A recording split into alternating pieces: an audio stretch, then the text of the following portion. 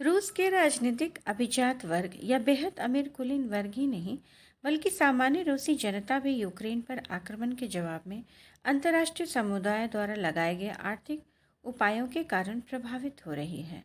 रूस की राजनीतिक अर्थव्यवस्था के एक विद्वान के रूप में मैं यूक्रेन पर आक्रमण के जवाब में पश्चिमी देशों की आर्थिक प्रतिक्रिया की गति और गंभीरता से हैरान थी।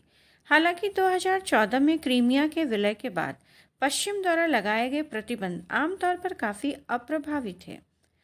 उन्होंने ज़्यादा से ज़्यादा यही किया कि रूसी सकल घरेलू उत्पाद की वृद्धि को सालाना 1% तक धीमा कर दिया। इस बार वे तत्काल प्रभाव डाल रहे हैं।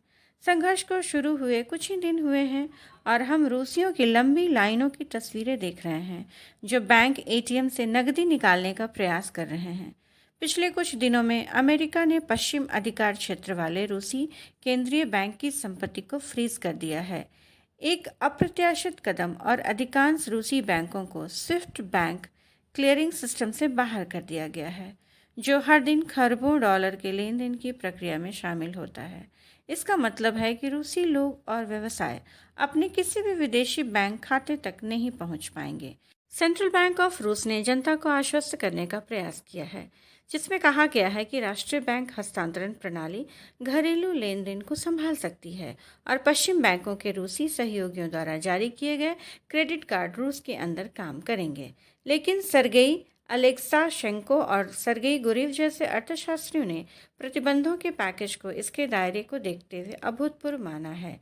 कीमतें उत्तर की ओर जबकि रूबल दक्षिण की ओर। जैसे ही प्रतिबंधों की खबर आई, रूसियों ने एटीएम से नकदी निकालने और अन्य मुद्राओं के लिए रूबल डंप करने के लिए दौड़ लगाई, जिसके पीछे राष्ट्रीय मुद्रा के मूल्य ह्रास की आशंका थी। बैंकों पर अभूतपूर्व दबाव है कि रूबल के मूल्य का 29% खो गया है और विनिमयभूत डॉलर में 100 रूबल की पेशकश कर रहे हैं। रूस का केंद्रीय बैंक रूबल के मूल्य को बढ़ाने के लिए वह सब कुछ कर रहा है जो वह कर सकता है। गिरते रूबल से आयात की कीमत बढ़ जाएगी, जो उपभोक्ताओं के कुल खर्च का आधे से अधिक हिस्सा है।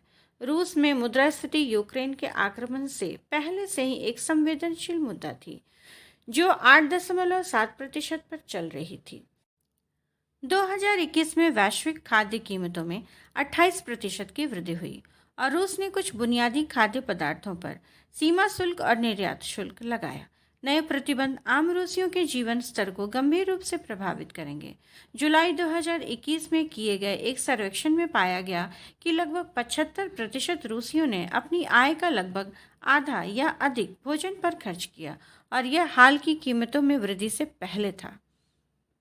रूबल को थामने की कोशिश के तहत 28 फरवरी 2022 को रूसी राष्ट्रपति व्लादिमीर पुतिन ने विदेशों में नकद भेजने पर प्रतिबंध लगाने का आदेश दिया और निर्यातकों को अपनी कमाई का 80% रूबल में बदलना अनिवार्य कर दिया।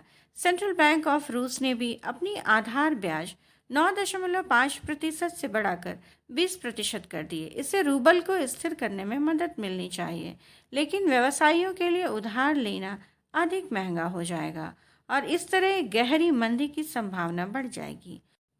रूस के विदेशी बॉन्ड डॉलर पर 30 सेंट पर कारोबार कर रहे हैं और स्टैंडर्ड एंड पुअर्स और फिच रेटिंग्स द्वारा इसे जंक स्टेटस में डाउनलोड कर दिया गया है। इससे रूसी व्यवसायों के लिए निवेश करने के लिए धन जुटाना कठिन हो जाएगा, जिसका अर्थ है मध्यम से लंबी अवधि के कम विकास और कम रोजगार।